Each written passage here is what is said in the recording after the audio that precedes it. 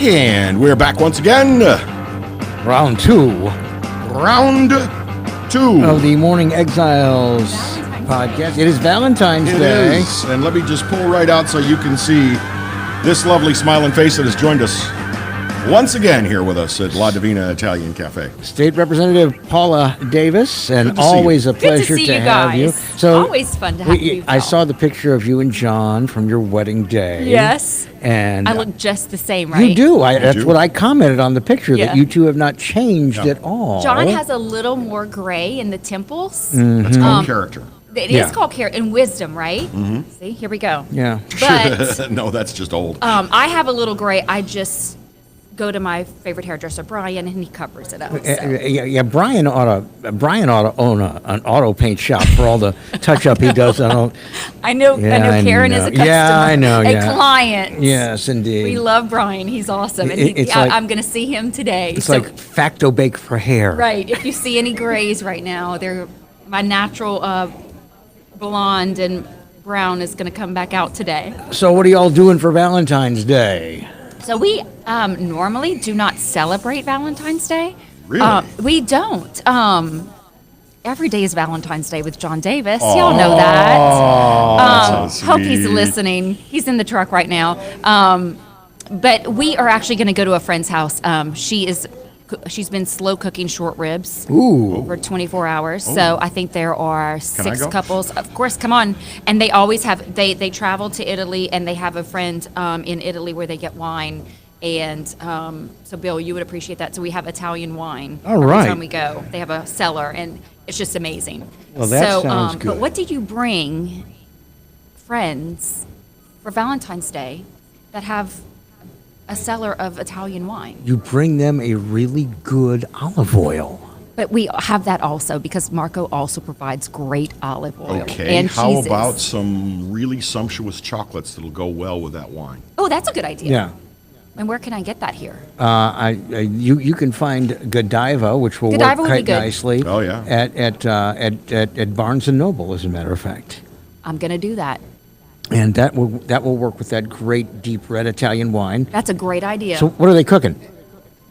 Short ribs. Short ribs. Yes. Oh, that's right. You said that. So Debbie, if you're listening, you're getting some wine tonight. I mean, some chocolate with that wine. Well, and you can also bring, for after dinner and all that wine, a little bottle of Nocello, the hazelnut liquor. Oh, that. Just a little tiny. I've had limoncello. No. That's sorority girl sweet. This is deep. Which I do like. Sorority girls sweet. Yeah, it's like, woohoo! I do like that. I'm so drunk. I never act like that. I know, but no, this is kind of like almost like Italian port. Okay. And it will go well. I'm going to have to write this down. Yeah. Okay. Remind me before I leave. Yeah. So, Nocello. Paula, Yes. Commerce Committee. Yes. How's that? Fantastic. I could not be more thrilled to be chair of Commerce Committee. Well, it's kind of huge to get a chairmanship of any kind, I guess. But it was. Your money is your strong suit. And this is one of the money committees. Yeah, it is kind of one of the money committees. It's the committee that is over banking and utilities and telecommunications and we had the NOBRA issue a couple weeks ago. Shipping, and so I'm over a wide array of business interests, which is going to be great for me because, of course, I've been involved in economic development with LED and trying to bring more companies back, and so it's a good fit for me. Other than being named chair of House Insurance Committee, which would have been a natural fit as well, as you guys know. Being chair of Commerce Committee was something that I really was high up on my list, and so I was very excited that the speaker. A lot of new people in the chamber. A lot of new people in the chamber. I think we have 42 in the House and maybe 9 in the Senate. And my committee is made up mostly of freshman legislators who are very eager to get to work and are very excited to be on my Commerce Committee. Well, I'm not going to say how are they because nobody knows yet. I mean, they're still finding their way. They are. Those of you who have been there for a term or two are still getting to know them a little bit. We are. In fact, some of my committee members I haven't met yet. There are a few of them that I have not met yet. We have reached out to them and have exchanged telephone numbers, and we're going to have an orientation meeting the second week of session. Session starts on Monday, March 9th. Mm-hmm. So my committee meets on Mondays, so the next Monday I'll have a committee meeting, and we'll just have an orientation. So this is an open. I've lost track of my years. This Yeah. is an open. Yeah, so this is a This general is not session. a fiscal only. This is general. This is general. So you will not hear me talk about any tax issues this year. It's just going to be general bills in nature. So I'm assuming that because we have 40-something new faces who I've heard are very eager to get to work, that we're going to have a lot of bills, general in nature, come up. How many of these bills are going to be for, shall we say, exploratory purposes? I can't remember who it was, or I would say it, but one of the legislators is proposing an actual bill that would require Department of Revenue to open up the tax records for those who are receiving public assistance through DH, through Medicaid. Sure. And That's been a bill that's been brought to us before, I think, from Representative Bacala over in It might have Prairie been View, Tony. Gonzales. He Yeah, might- Tony. Tony's brought that similar legislation before. I haven't seen that bill filed. To date, there are 47 bills in the House that have been filed, and most of those are the retirement bills because those are required to be pre-filed at an earlier than normal. So I haven't seen that bill, and I'm not sure who's bringing it, but I'm sure you will have someone that's eager to try and push that forward, and So yeah, especially with having a new Department of Health head. Mm-hmm. Rebecca McGee is now gone. We have Courtney back. She was with the department for a long time and came back from the Texas Department of Health, and I've heard she's a great person. I haven't met her yet, but Well, what I find very Eager to- interesting eager to- about her is that she is not a physician like Dr. No, Gee. right. She's a policy- She is a professional Yeah, policy right. administrator, and I think sometimes when you get a physician in a position like this, the perspective is, I don't care what it costs, let's get it done. right, it's a little different, of course, of course. And Courtney was over. I think I read in the paper her budget at the Texas Department of Health was somewhere around $72 billion. Bigger than the entire just- budget right, for double Louisiana. our Yeah. state budget. I think our state budget that we'll see in HB1 is about 32 billion. Mm-hmm. Most of that federal money, but still. So she was over a department that's twice the size of our budget, our state budget. So I think she can probably handle it. well, that's the thing though. She'll be working with a much tighter Much budget. tighter budget, yes, you know? and not as many programs to administer. She, I think, had 220 programs at the Department of Health in Texas. But, I hate yeah. to ask, but what do you know about her philosophy? Is she conservative? She I not really conservative? don't know anything Try to be about nice. her. Not No, conservative? I don't know. I honestly don't know. I haven't, like I said, I haven't met Courtney. I've heard of her. She worked at the Department of Health years ago before she went, I think, to Nebraska and then on to Texas. I do know that she is very well liked, and I know that folks in the industries were excited to see her come back. Well, and I mean, she is appointed by the governor. The governor, sure. So her philosophy Sure. will be I would similar assume, to his, I would assume that. And But I am anxious to meet her. yeah, it's going to be interesting. There are other things. And she'll be going before the House Appropriations Committee. I'm sure that they will start meeting probably the week after Mardi Gras to start hearing the different agencies present their needs and wants and their budget requests. So I'll be anxious to go and visit that committee when she's in there to see what her approach is like. In terms of commerce, the committee you're chairing, I think there is a lot that needs to be done. This is a personal opinion. I was at a Metro Council meeting this past Wednesday here in Baton Rouge, and there was a very small ITEP Oh, yeah. that came up. Yeah. And there was a 45-minute debate because the ITEP program, as having been re-engineered by the current administration and given back to the local authorities where Right. everybody has to take a bite of the apple, Right. seems to confuse people. And there are those who are arguing that it is a hindrance Right. to economic development Correct. as opposed to an aid. Right. And that's just one of the areas. I don't know that LED gets enough funding. Right. I don't know that some of our tax credits for non-brick and mortar industries, Right. you know, Technology like and technology, biomedical. biomed, tourism, Sure, film, sure. I don't know that they get enough Right. in terms of what they do to promote commerce. I mean, my God, Billy Nungesser had a pretty good year last year in terms of tourism. Sure. That's a non-polluting industry. All these people do is I can't tell you the term that someone told me, but they come and they leave money behind. That's right. And we like that. And we like And that. we like that. Yes. Yes. But ITEP is an issue that more than likely will come up again. And I believe that the governor has said that he is actually interested in some tweaks to what he did in his executive order in June of 2016. Let's not let school boards decide. Right. Well, right now, and we need stability. We need consistency among the parishes and among the different agencies that are overseeing it. Because in some parishes, you have, as in East Baton Rouge, I guess you have the school board that overlooks it. You have the Metro Council. You probably have I think it's the Sheriff's Department here. And Breck. Yeah. And then you have the State Board. Yeah. So, and actually, I'm a new appointee on the State Board of Commerce and Industry. And I have my orientation at 10 o'clock today. So, yes. So, I'm going to be on that board. So, I will be overseeing some of that ITEP. Franklin Foyle and Bodie White have both filed bills in the past 2 years regarding ITEP changes and making it more consistent among the parishes and among the different agencies that oversee that.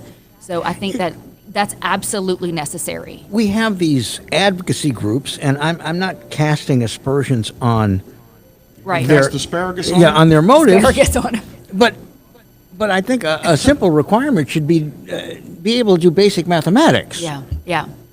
You know, I mean, you got these people that are arguing against an ITEP for a business that's employing 7 people right now, and the ITEP would amount to about $800. Right. And I mean, how much more money is in commerce from the 7 people that are employing 6 or whatever? And I think the problem with putting this back into local hands, rather than having, and I mean any local hands, I don't care if it's Shreveport or Webster Right. Parish, rather than having it come down from the state as a set of prescribed regulations, is that everybody feels that they need to speak. Right. It's like being in a student council meeting in Of high course, school. yes. It's an Well, SJGA. Janie just yeah. said something, so I'm going to look stupid if I don't say something. Right. And nobody's doing the freaking math. Right. John and I actually had a discussion about this. Sometimes we feel like we treat government as it's like just an SGA, like Oh, the yeah. Student Government Association. It's like, come on, people. Let's have some common sense here. We want to get more industry here. We want to, diversify our economy, and that's one way to do that. Another way to do that, which we always talk about, is our sales tax system and the streamlining of the sales tax and how that is collected across the parishes. And it's different in every parish, and it could be different in every tax collecting agency. So that's something else that we talk about. Again, bringing more businesses in and diversifying our economy. We have to make things more consistent and more stable for those industries. I wanted to ask you a question about just getting ready for the session, because you kind of half answered it for me earlier. Yeah. Do you find yourself going to the legislative website every day, checking the Yes, pre-filed bills, I do. going, that'll be in my committee, that'll be in my committee, that'll be in Yes. and then, starting to do your homework on the bill Yes. so that you... Because, so one thing y'all may not know is that when I have a bill in the hopper, if I have an idea and I send it to staff is required to that remains confidential. They can not talk about my bill or my legislation with anyone else. So if you are a fellow legislator and you say, hey, are there any other bills filed regarding ITEP? They cannot tell you if there's a bill filed regarding ITEP unless I give them permission to talk to you about it. So right now, even though I'm the Commerce Committee chair, I still don't know exactly what's going to be, what's out there in the hopper that's going to my committee. So I am checking that website every day to see exactly what's out there, what's been pre-filed, to know, okay, I've got to start learning about some of this stuff. Right now, it doesn't look like there's anything. Most of the bills are retirement and also local bills that have to be advertised by a certain date. So out of the 47, that's the most of them right now. What's the policy in case of a redundancy? You and another lawmaker file virtually the same bill. Both bills can be heard, or you can combine those bills. You just work it out with the So lawmakers. And that happens once often. it's out and Yeah. it's public, you can Oh yeah, absolutely. maybe And- just co-sponsor something that's Yeah, a and most of the compromise? time that'll happen. Most of the time that'll happen. You have that pretty often because, of course, I may file a bill regarding seatbelts, and Tony Bacala may file the same bill regarding seatbelts just because we've heard it over and over again. I say, okay, maybe I'm the person that can get this done. Because of course, also we must be realistic. Depending on who the author of a bill is, depends on whether or not one author may have a better chance of getting it out of the House or the Senate as another author. So sometimes we like to have redundant bills filed so that you have backups. Can we talk you into filing a state podcast bill? Sure. So we'll be the official state podcast. I love that. You know I love that. We Yeah. were talking about that last We night could- as well. we could do that. The official podcast of LSU sports or Southern sports or My God, they have the official everything of Everything. now. The official everything yes. of. I was at a luncheon yesterday. The Louisiana Coalition for Common Sense and the tort reform folks had a luncheon, and we were talking about that. How when I was watching, I am not a sports fanatic at all, but I was watching the basketball last year when LSU was in the final, whatever it was, in March. And the first thing I see is the official injury lawyers of LSU sports. And oh my gosh, is this being broadcast nationwide? Because that's the first thing that you see. The official ambulance chaser. Right. So I don't know. I would like to replace it with the official podcast. So- Yeah, well, I don't know that we have got the advertising expenditure that they do, because they're not getting that for free. No. No. Let's talk about commerce in general in this state. We have got, I think we've got a situation where our cup is half full, which is good. We have got thriving ports. Yes. We have got, as I understand it, Bless you. pretty good truck warehousing, transportation, distribution networks here, and more coming every day. We have a good air cargo business between Lake Charles, Lafayette, Shreveport, Baton Rouge, and New Orleans. What I think we are lacking is infrastructure support for more commerce. Yes. And that's really the hard thing when somebody comes in and says, well, I'll build this, 1,500 unit, Right. timeshare condo for tourists, but you got to give me an ITAP. And you've got people that really Sure. don't have a dog in the hunt Sure. saying, no. Right. Simply because And you have to look long term at what the economic benefit is. Yeah, to the long community. game. Right. Yeah. Right. Exactly. The long game. Not it's a marathon, not a sprint kind of mindset. And I don't know how we change that mindset either in the citizenry or in the legislature. Dan Clater a couple of weeks ago sat right where you were sitting, and we asked him, about some of the bills that he had filed, and he said, there's no IQ requirement. No.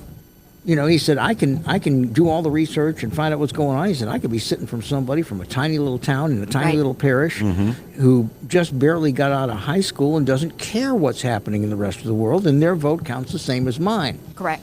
And that's really always going to be the way the legislative process is in this country.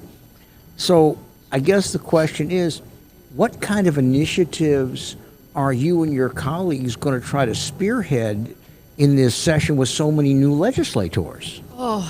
It's going to be, number one, the challenge for us is going to be education. It's just like you said. And it's not just educating the public. Excuse me, because I've had this cough since Washington Mardi She has Gras. coronavirus. No coronavirus. Look, I did get off the plane after Washington Mardi Gras and go straight to the after hours. But not only educating the public, but we have, again, 40-something new legislators to educate on all of these issues. And like I said, everyone is very eager, or seems to be very eager to just, get going and file bills, but without knowing what the history has been and what there's going to be so much education that goes into all of this. That's going to be challenge number one. Challenge number two is whenever we talk about infrastructure, not just with the ports and these, we have to provide funding, but also let's talk about infrastructure on our roads. Oh, God. And how do we get commerce flowing quickly and efficiently through not only Baton Rouge, but the whole I-10 corridor. You have a bridge in Lake Charles that is, I don't know if I would go over that bridge. been over right that now. bridge I've recently? been over that It's bridge, and it scary is as hell. scary. My dad keeps saying, please don't go over that bridge. Use another route. It's like the Tacoma Narrows Bridge now. Right. You don't have much of a So choice. how do you also convince businesses to relocate here or to expand here when you have an interstate system and an infrastructure system that is, and we're not investing in those dollars? I think the real thing. How do we get legislators to understand what the needs really Well, are and how difficult it is with funding? We need a transportation solution rather than a political solution. Correct. I have, in the last 4 months, been in some very large cities with a hell of a lot of traffic, and all claiming their states and their cities. They're claiming they got tight budgets. I have been in Dallas. I have been in Houston. I have been in Chicago. I have been in D.C. I have been in New York. And you know what? I've ridden in four-wheel vehicles all over those areas and never hit a pothole. Right. Right. And their traffic lights are synchronized. Just in the Houston area driving in, and I think I mentioned to you guys when I went to south of Houston in June, my skydiving adventure, the infrastructure and that is going up south of Houston in that Rocheron area is just amazing, unbelievable. But they're investing. They're investing in their roads and bridges and Well, the backlog and They're also limiting their debate. right. You know, when somebody from, East Toenail County stands up and says, well, I need a project for so-and-so, they say, sit down and shut up. Right. You're not contributing anything. And whenever we were talking about the gas tax a couple of years ago, that was one issue that we ran into was the legislators from the rural areas don't necessarily want to pay a gas tax because they know we're just going to get a bridge in Baton Rouge or we're going to get a loop in Baton Rouge. And how does that affect me? Well, it absolutely does affect you because it affects commerce and it affects products that are going to eventually get to your areas. And it affects your business who are waiting on those products to sell those products. So it absolutely does affect them. But again, it's seeing it in a bigger picture. And that's going to be the challenge for a lot of the new legislators is understanding and being able to see this in a much larger picture than just an immediate, oh my gosh, it's a gas tax or it's this or that. And one thing that I've asked, I've talked to different groups lately and I've gotten actually some response. And I'm meeting with somebody this afternoon and said, folks, be creative. Help me come up with creative solutions because of course this year we can't debate a gas tax and I don't know that a gas tax is even going to pass in this legislature with the amount of Republicans that we have. So let's get creative. That's what I tried to do last year with my infrastructure bill that would, and I hate to talk about dedications, but while we are dedicating, would dedicate a portion of future state sales taxes to infrastructure. It's what Texas did in 2015. And that's been able to, that's put in $2.5 billion in the last 2 years into Texas roads and bridges and infrastructure. So it works, but we have to say this is a priority. Well, Can this legislature debate a toll road initiative, or is that considered a money issue? That's a good question. I would think that, I don't know the answer to that question. I'd have to get back to you. I don't know. I've been curious about that, whether they might be able to tackle that this year, or is that considered fiscal only? That I don't know. I would off the top of my head think it's fiscal only, but I could be completely well, wrong. you could bring it up and somebody would correct you quickly if you Right, couldn't. right. I'll ask Sean. But, I'll text Sean and ask him.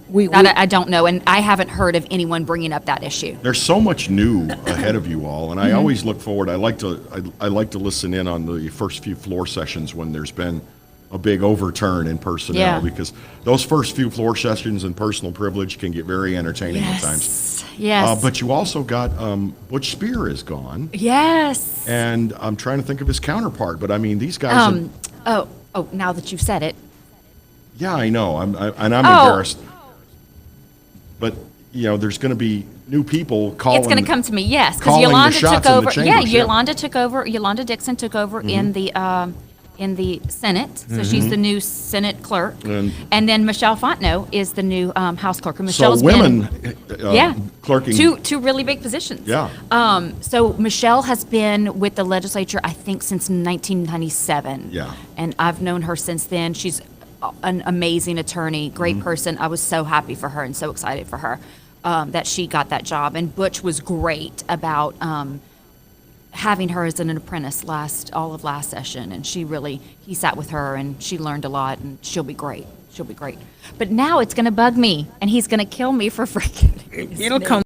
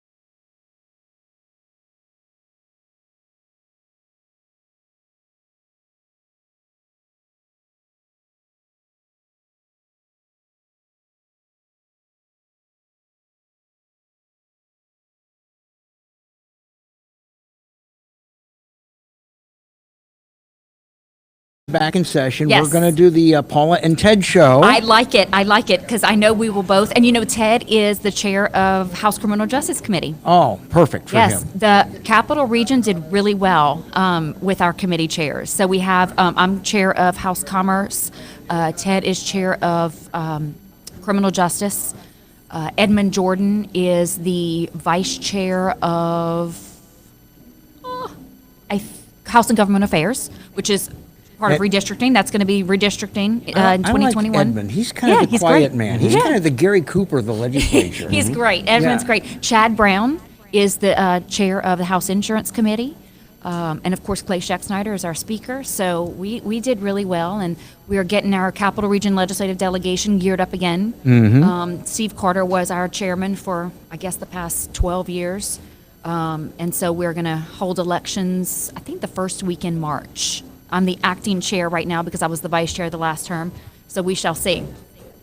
Well, we are looking forward to having more discussions about what's going on and to having you Absolutely. and some of your colleagues out with Anytime. us. But we'll definitely bring the Paula and Ted show back. I love it. I Oh, love that the would be Paula and awesome. Ted show.